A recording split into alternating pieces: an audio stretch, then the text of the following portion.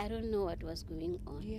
I tried to crawl, to run out of the house there. The husband just caught me and brutalized me. I had those beautiful long thin braids on my head. He was pulling them out of my... Sure. He was pulling them. To be honest, we were far from God, both of us. I think he became jealous when you wanted to study. He felt like Yes. your attention is being divided. Every time I try and resolve issues with my husband, it's the threat of divorce. I'll divorce you, I'll divorce you, I'll divorce you. So my husband got stroke. And as I'm busy preparing food in the kitchen, I hear screams, hey, Mr. Johnson is working, Mr. Johnson. Hey, Everybody, walking. Yes, from the From a salvation. wheelchair. The same Yes. night after receiving Afternoon. Christ.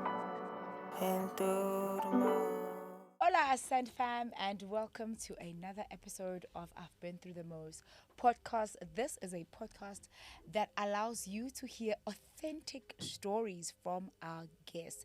And today is going to be no different, Millicent. We're going to hear another powerful story. But before that, we ask you to sign the register, and that is to simply subscribe to the family. Help us grow our family. We are on a road to 500k subscribers. We know that this goal is possible, and we're trying to reach it before the end of 2025. So it's very easy. Just click on the subscribe button. It's absolutely free. No charge, absolutely nothing. Join the Sant fam, and let's continue to grow the platform and the podcast as we bring you more interesting and life-changing stories. Thank you so much for watching us here on YouTube, or whether you're listening to us on Spotify or Apple Podcasts. We appreciate you and welcome. Make sure to let us know where you are watching or listening from in the comment section. We'd love to hear what you have to say. Also, because it's absolutely free to subscribe, make sure you don't skip the ads. Yes, so that, please. because it does assist with the revenue, just keeping the lights on and making sure that we keep the episodes coming. But for now, we are joined by an incredible woman who was brave enough to come and share her story. You're welcome also, Centtwinz. It's so good to meet you. In person, Finally, right? in person. Although you're sitting on the hot seat. Although I'm But sitting on the yeah, hot Now seat. you're going to be watching yourself and like, yoo, today's my turn. So, Buyiswa, please introduce yourself to our audience. And tell Okay, us who my you are. name is Buyiswa Jane Mmetseng Johnson. I'm from the Northern Cape in a small town called Warrenton, but I live in Kimberley, the capital city of the Northern Cape. I drove from there. Yes, I drove from there to come here. By God's grace, yes, here I am. Praise God. Thank you. Yes, I have wanted to come last year. Yeah. By some reason, I wasn't able to come then due to, I think, logistics or something. Yeah. But then when I wasn't able to come here, then I think I heard the Lord telling me to write my story. The story that I'm going to talk about now. Yeah. He then inspired me to write it. Wow. He inspired me to write your story and let the herald run with it. And hence I wrote the book called Buyiswa 27.za, Sure. Intersecting Politics and Religion. This title comes from actually my experiences with politics and religion within my marriage. So around 1994, that was when we had the first general elections, the first democratic elections in 1994. That's when I met my late ex-husband, Itumeleng Raymond Johnson. He was from exile. He had been in exile for 17 years. Yo. So I met him just after the loss of my grandmother. And at the time when I met him, I was at college, struggling with my final year of study at college, studying to become a teacher in Kimberley there. So I met him, and we relocated and went to live in Pretoria. And quick, after the relocation to Pretoria, then there was a diplomatic posting. He got posted to Nigeria as a diplomat, so I had to go with him. At that time, when I met him, I was already a mother to a 3 to 4 year old daughter. Okay. Yes, so he accepted my daughter as his own child. Then 2 years down the line, after we got married, 2 years down the line, then I also had a child with him, a boy child who looks exactly like him. For whom he was very, very happy to have that child who looks exactly like him. And the fact that he spent so much time in exile without a relationship, waiting, to return to the country. And people were not sure that he will ever have that desire to settle down and have. But yeah, he was very excited to have me and his son, our own family, So the marriage went well. It was interesting for me because I learned a lot of things with him. I started to know a lot of things about life and the life of the exiles, how it was for those people, how they struggled, what was the cause of their struggle. I learned quite a lot from them. Then in Nigeria there was a community of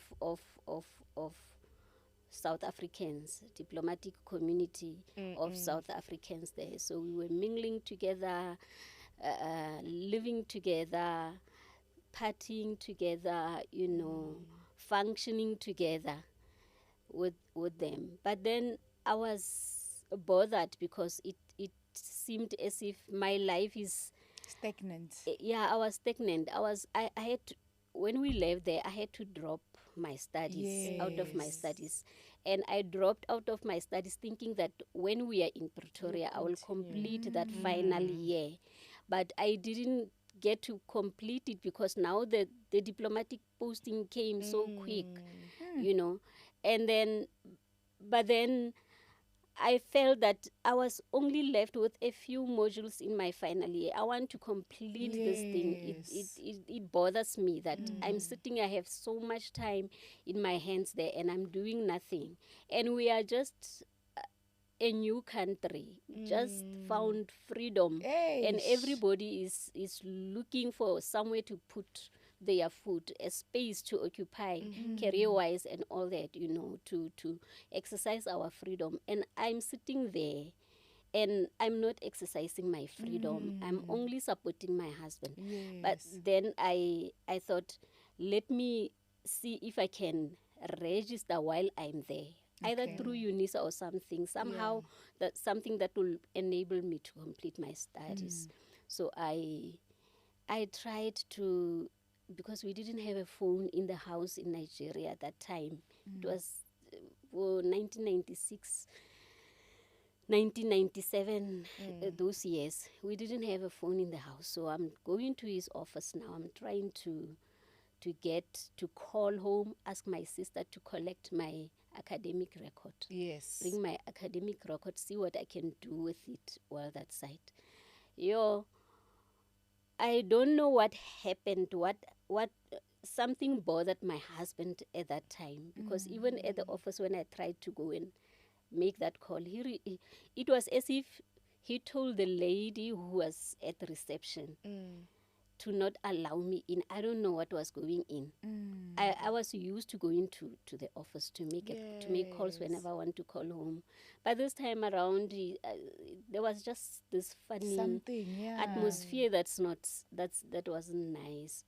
And then at the house, I tried to ask him what is exactly the problem going on, because I want to do this. I want to get my studies off my back, even when I'm sitting here, because the postings are normally 5 years, and then you go. When we are done with that 5 years, I will have something that I'm doing, to go back to. But then, just for that, he started to kick me around. He started to hit me, pull me, throw me to the floor, kicking me left, right, and center. He brutalized me very, very badly. I don't know what was going on. I tried to crawl, to run out of the house there. The husband just caught me and brutalized me, painfully. I had braids on my hair. Thin, the Nigerians know how to. I had those beautiful, long, thin braids on my head. He was pulling them out of my... He was pulling them, He was pulling them and kicking me. I bled and was bruised. When he was tired, he left me and went downstairs because we had friends. His friends from South Africa were there visiting us. So he went downstairs and continued to party with his friends downstairs. That time, me and him, we know, to be honest, we were far from God, both of us. We were both, myself also. We were far from God. We were not attending church. We are in a foreign country, And then I managed to crawl out somehow and ran to the neighbors. We were befriended to this couple somewhere not far from the house there, And then they managed to call my ambassador to come and see me, He came. He didn't come immediately. He came with his wife the next morning. I slept at that lady's house. The next morning, the ambassador comes with his wife and they take me to the house to try and talk to my husband, to talk to Ray. Ray, what did you do? What happened? What's going on? He just said, she pushed me. She pushed me. What do you mean she pushed you? She pushed me. She pushed me to do.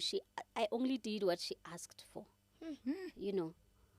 It was so painful that the guy was saying that he can't promise that this will not... The ambassador's wife was saying, please at least promise us this thing will not happen again, because Jane wants to be sure that she is safe to sleep in a house, Promise us that it will not happen again. But Ray said, I can't give that promise, So then when the ambassador heard him say that, he said, Jane, you're here for yourself. What do you want us to do for you? I said, can you please just let me go home safely with my children? And then Ray jumped, because that time now I have now 2 children. It is my daughter that he found me with and our son. Now he jumps and says that, that going home, it can be arranged, but just to be sure, my son is going nowhere. You can take your daughter and go. My son is going nowhere. And there's a different person, I'm sure, that you fell in love with. I mean, had he previously abused you? No, he's a lovely person. I think he became jealous when you wanted to study. He felt like your attention is being divided. Also, some men don't want these empowered women. For them, it's like, no, you're here to support me. What is this divided attention that you want to study for who? You know, I mean, I'm providing, just relax. What's your problem? Yes. And I think also, if you can just understand the background of my ex-husband.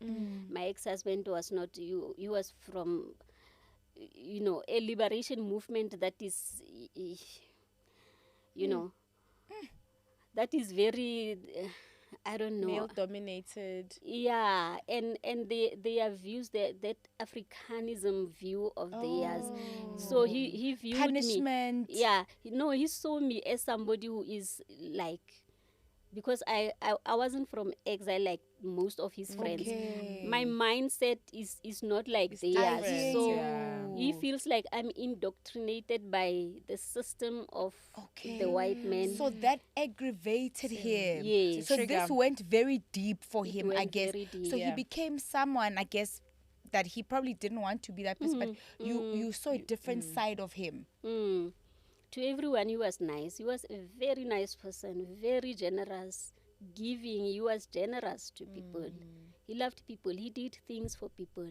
He came and made sure that people, young youth that was unemployed, most of them, they are now in the defense force because of him. It was him who made sure that unemployment is not going to be a thing in his community. He was a freedom fighter. As long as he is there. He didn't go to exile to fight for Mahala.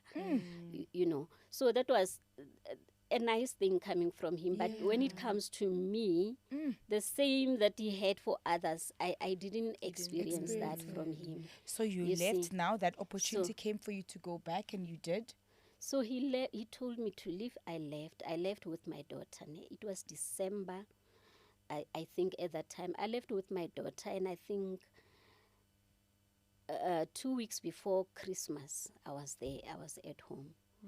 When Christmas Eve, we are sitting at home, myself and my family, and my mother, my sister.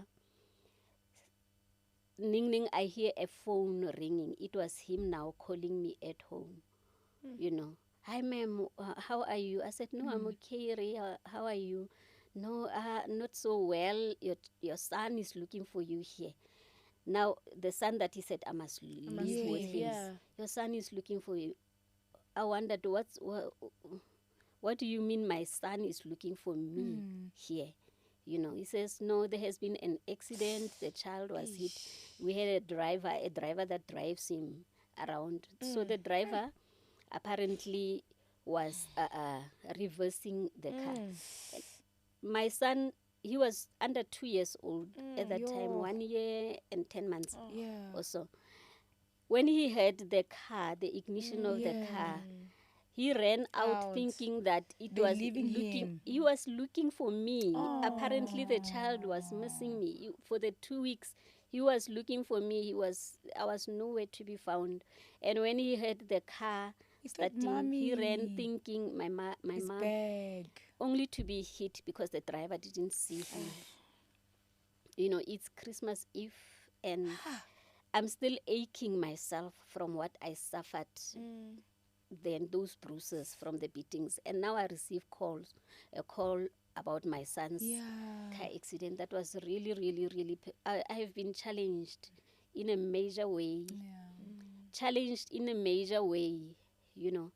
Then I am on Christmas Day. I had to come up to Gauteng, you know, sleep in Pretoria so that I can catch a flight to Nigeria to go see my son, you know. And I'm sure it was hard even leaving him. I mean, leaving a 2-year-old.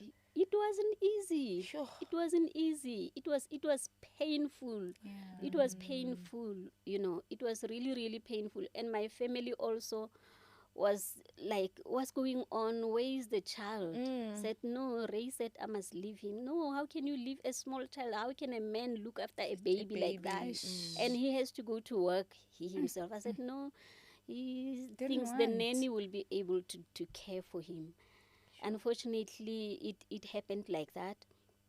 But then I went back. And when I went back, my life was no longer the same.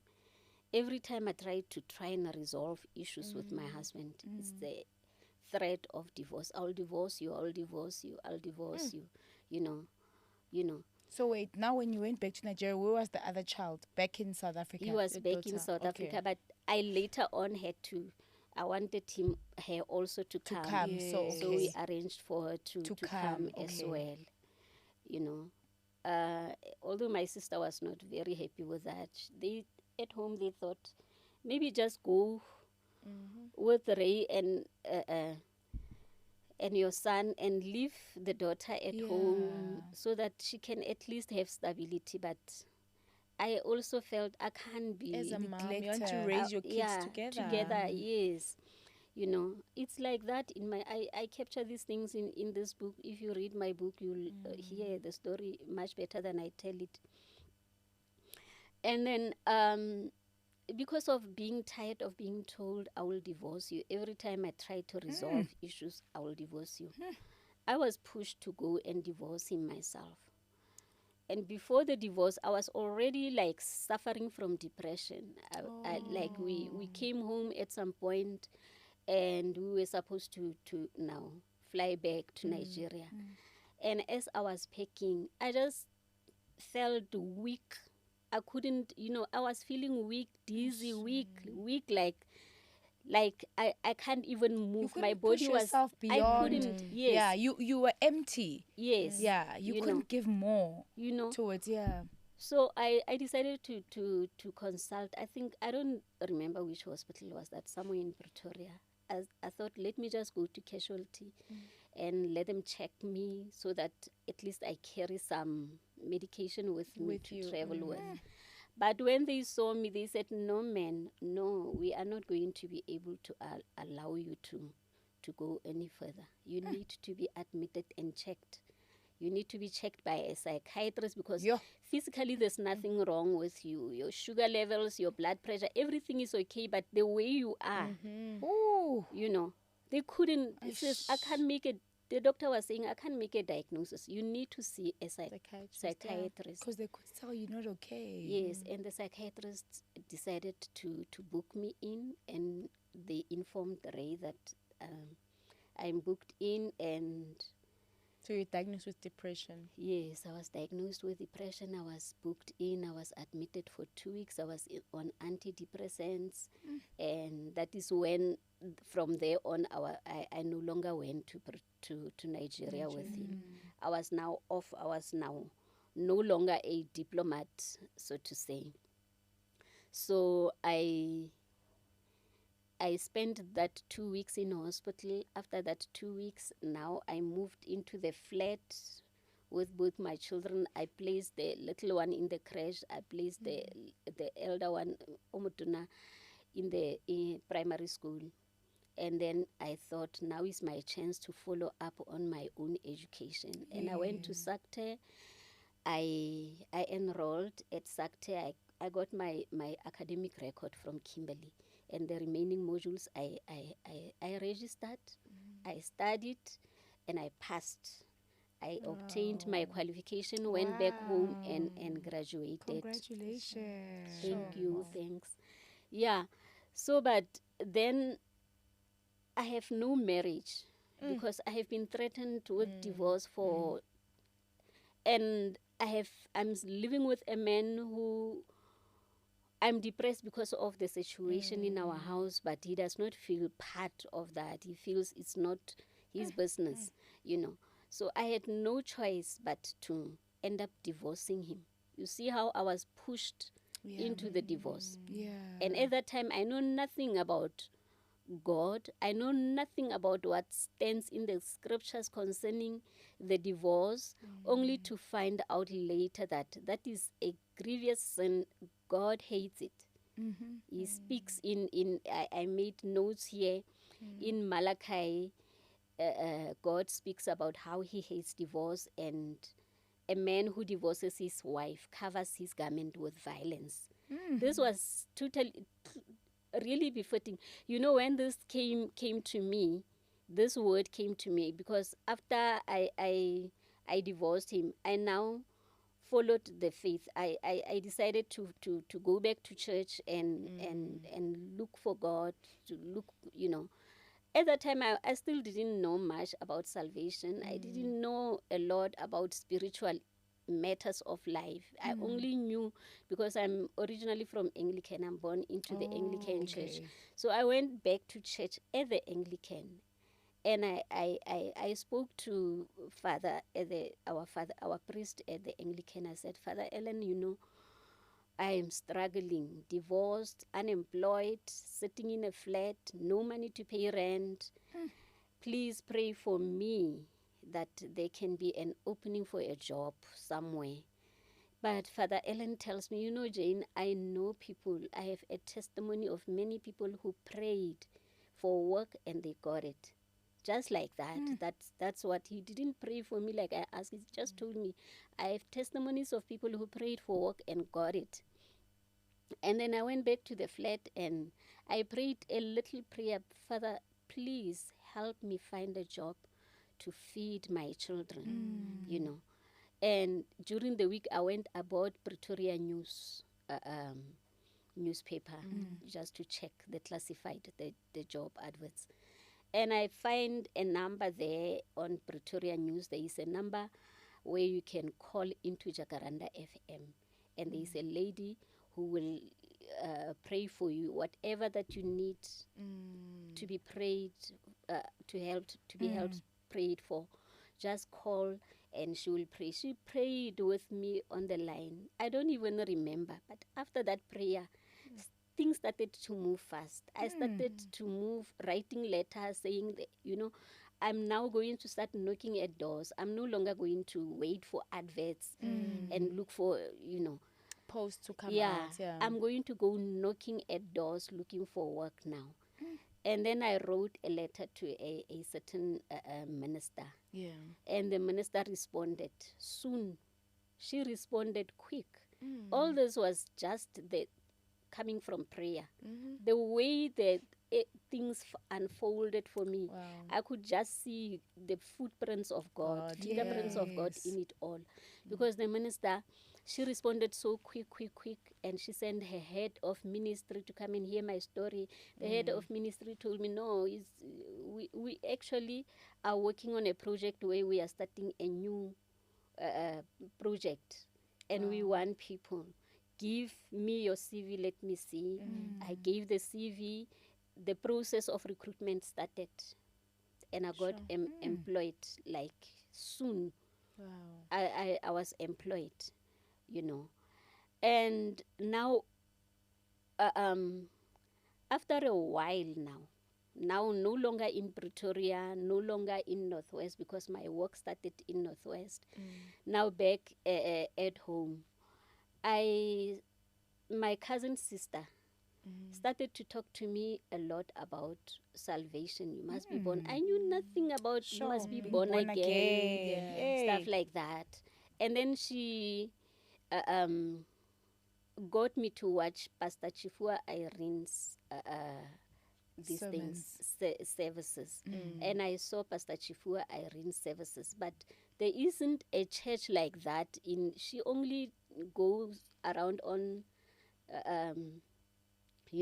what do they crusades? Okay. But she doesn't have a church in Kimberley. Okay. But my cousin says, no, you can. There are many churches like that preach, good. So gospel charismatic preaching. churches, yes. Yeah, good Bible preaching churches that you can find and go to. And then I decided one day, I asked my aunt, I said, Mani, can we go to, there's a church, I understand it's a tent church still, but the word is being preached so powerfully there, and people are coming back with testimonies of changed lives.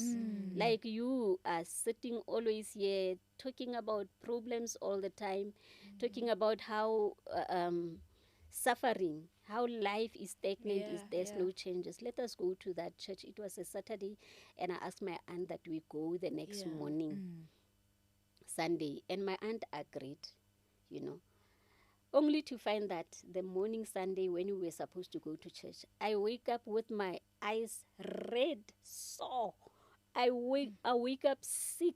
My eyes were red, like as if while I slept, somebody came and just rubbed sand. I couldn't even bring, if I bring a hand close, I could already feel the pain, as if I'm hurting my eyes already. Light, I couldn't face the light. Just the light, the electricity light, the pain that was in the eyes. I couldn't. I needed to just cover myself. My eyes wanted, I must just cover myself. So, but now I can, it means I'm not going to church again, So, but what I did, I said, even though I'm not going to church and my eyes are painful, I can't watch TV. I sat in front of the TV and put on Pastor Chifua's channel. And I just lied. I took a blanket, covered myself. I listened. I'm not watching, but I'm listening. I want to listen to the word. Then came the time Pastor Chifua said, this is the time for you to receive your healing, whatever that is bothering you. Any pain, any sickness, any whatever that you need, open your mouth and pray. The anointing is available for you to heal. Touch. If you are watching from home, touch the TV screen. And I did that. I crawled to the TV. I touched the TV screen and I prayed. I prayed crying because my eyes couldn't stop. The tears were just flowing from the pain. And I cried to God. I said, Lord, I just found you. I just found you. The good news. I just found this beautiful, beautiful message of the gospel of Jesus Christ. And now my eyes are threatening to deny me the opportunity to read your word. Please heal my eyes. Heal my eyes because I want to use these eyes to read your word. I'm telling you, the healing that came, the healing, the feeling that I got of healing that time. It Immediately. was immediately, and it came with, it was healing that is unlike the healing of medicine. When you drink medicine, you feel better. That healing came with joy that I had from the eyes, and I couldn't stop singing. It was Sunday. I said, I didn't go to church, but I found church in the house. And I now started to cook my Sunday lunch, cleaning. You were From revived. someone who was bedridden, you couldn't even get out of bed. Imagine, this is how I experienced God the first time.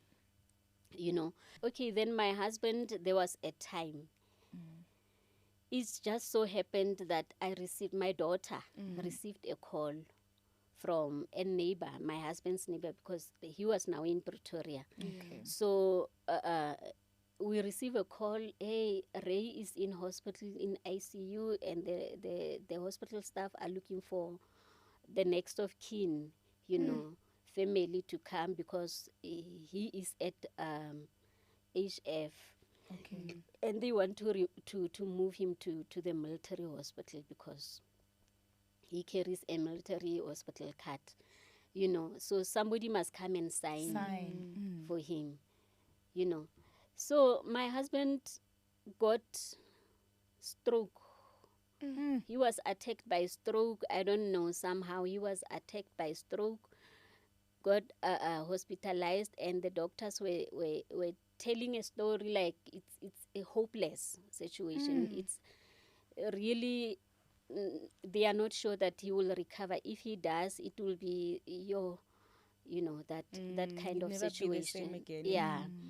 So I'm trying to get it to the point where I want to say God spoke to me about that. There came a time when, my husband was a man of people. He had people around him. He knew a lot of people. This is the man who had been in exile. He had a lot of friends. He knew people from the African continent. But at the time when he was attacked by stroke, he didn't have anybody. And it was not the first time. Every time that he is in trouble, he never has anyone. But I'm always still there. carrying that burden of being his next of kin. More especially also because of the children, So I had to run and go and be of assistance to him. I took him to the healing school. I asked the hospital staff to, can I please take him to the healing school? I took him to the healing school. Before even the program of the healing school was complete, he not fully recovered, but as soon as I took him for salvation prayer, we went to church in Randburg, and when the altar call was called, I asked him if he wants to receive salvation, and at the time he couldn't speak. He had something in his mouth, and he was feeding through tubes, through the tummy. He was on the wheelchair. And when I asked him if he wants to receive salvation, he was nodding with his head, you see. So I asked the ushers. He says Take that him in front. yes, he wants to receive the Lord. Yes, and then they said, no, you can do this since he can't speak. I told them he cannot speak. I don't know if it was the stroke that caused him not to speak or what was it. But they said, no, you can do this. Since he has said that, yes, he wants to. Stand in the gap for Stand him. in the gap for him. Place your hands on him and say the salvation prayer on his behalf. And I did that. I said the salvation prayer on his behalf. Wow. And then it was end of church. Then we went back to the guest house because we were staying in a guest house there in Randburg. We went to the guest house. I take him to his room, and I'm going to the kitchen to prepare food. There are other people in the guest house also attending healing school.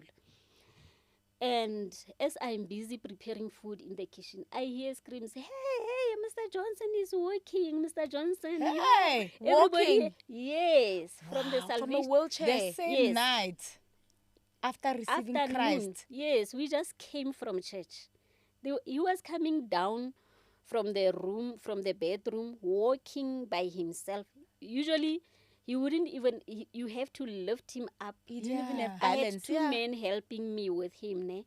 They had to help me with him, lift him up off the Yes. wheelchair. He couldn't, plus he was a big man, heavyweight, But after the salvation prayer, he stood. He stood, And he was walked. walking. He came down smiling like this, demonstrating how he is able to walk now. But then that story was dampened by the issue of his family saying that no, as long as the doctors are not satisfied, they didn't discharge him. I must just take him back to hospital, to the yes. hospital. But he didn't want to go there. The hospital put him, lowered his spirit so badly that he ended up regressing. The progress that was there in him, he regressed actually. So he ultimately, when the hospital decided to discharge him, he was then placed in the hospice there. That is when he was in the hospice, because I was worried all the time. I live in Kimberley, he lives in Pretoria. The things that I know, the power of God that I know, I can't even edify him because he is there and I am. You are you far. know. And I was certain, I was very sure that God wanted me to do this because even before he got sick, before he was attacked by stroke, I went to my pastor and said, Pastor, I heard a stern voice of God saying that I hate divorce. I feel God wants me to address this matter of divorce.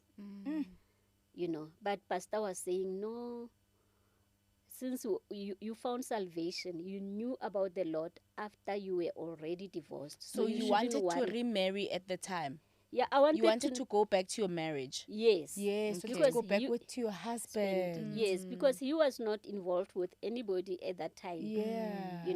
So I'm like, might as well. And I'm taking care of you when you're Yes, sick. and I'm taking care And you of him. still have And the nobody love for wants him. Nobody cares for him. Nobody cares for him. He's in any rate, we were divorced, but he remained Your husband, technically. yes, and God does not. Then I learned that God didn't even recognize that marriage. God was working in such a way that he wanted him to know Jesus. And to know Jesus, it was not going to happen while I was still married. So God, I believe, allowed our separation so that I may gain the knowledge that God wants me to impart to him. Yes, then you receive salvation, he receives salvation. Yes. So now you felt like it's the perfect time for you guys to remarry. Yes. Okay, so what yes. happened? Did you remarry?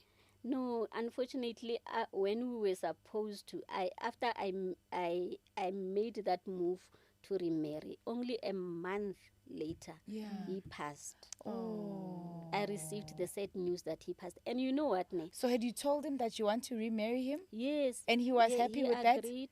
Oh, does that not make you feel happy? At least. But it troubles me in the sense that the way, I don't know, why when I said that I want to marry him, then he passes, so quickly, And but the day that I was told about his passing, ne, after, because it has been a long up and down, you know, I was feeling numb already. I can't say that at that moment I was feeling pain of his loss or what. I was just thinking maybe it is a relief, or maybe I don't know, you know. But then I went immediately to my phone Bible. When I went to my phone Bible, I opened exactly at Matthew 9. Yeah. And at second verse of Matthew 9. No, it's talking about Jesus. At the time, there was a man who was paralyzed and was brought to Jesus. Ne. That story of a man that was dropped down the roof. And before they could even say anything, ne, Jesus saw their faith and said, "Be of cheer, son. Your sins are forgiven." And the moment I received the call about my husband's passing, this is the scripture that I received. Be of cheer. It was as if I hear an audible voice. Be of good Be of cheer. cheer, son. Your sins are forgiven. Wow. You see. So I was relieved to know that the Lord saw my faith and the people who were helping me with him, and he healed him. He you know. Sure. So I believe healed in the sense that not in the physical sense. In the spiritual, it is well Yeah. with him now. You know. And he's got salvation, which means You he's know. got everlasting life now. You know, and I believe you played such a huge role in his life, and you need to be at peace with that and Yeah. be happy that he received salvation, because that's the biggest reward, you know, for us as children of God, and that Yes. everything happened for a purpose and for a reason. And you know, I hope that, you know, people can get your book, because I'm sure you speak in detail there, Yeah. In you the know, book I speak about in everything. Because I'm in the love. I'm just inspired by the love. Like through it all, you were able to find love again and be willing to marry him, even in that condition, and Yes. just because of how salvation had touched you Yes. at that moment. Wow. No, thank you so much for sharing your story. You know, I'm curious for more, but we have run Yes. out of time. So let us Yes. know what you think of the story below, your comments, your emails. You know, let's have her back, come for a part 2, because I feel like there's so much more to a story and so many lessons is it to be learned Yes. from such Where's an the book incredible- available? It's in Amazon.com, not .co.za. Okay, Amazon.com. Yeah, I intend to also put it on Take a Lot, Okay. and also on Draft to Digital. Draft to Okay. Digital. Awesome. We'll put the link on the description box. Please make sure you get the book and read the whole story to find out about, you know, what salvation did, the power of salvation and of finding Christ. Thank you so much for sharing your story. Wow. Will you remarry? Do you want to remarry, or you are sold to the love of your life? No, I'm a widow now, Okay. and I'm comfortable You're with that. content with I'm that. content You're with not that. looking for love. You're not not. at all. Wow. Not at all. I want to give my entire time To your that children. remains on earth to the Lord. To the I want to Lord. come serve on him. now. Yeah. He intended to work with my marriage. Wow. In fact, he wanted to work. The Lord wanted me to reveal him to the exile community, to the politicians and exile So community. you feel like you should have never divorced? even after the divorce, he's Okay. still even now, Yeah. Wow. even now, he still wants that. The Lord still wants that. And I feel like that's what you're doing even with the book. Yes. Just you sharing that testimony is doing Yes. exactly that. May God continue to use you. Thank you. Thanks so Oh, much, wow. Mama. Thank you so much, Centfam. Until the next one, from myself, Innocent. And myself, Millicent, and of course, Buyiswa. It's bye for now. Bye. I've been through the most, been through the most.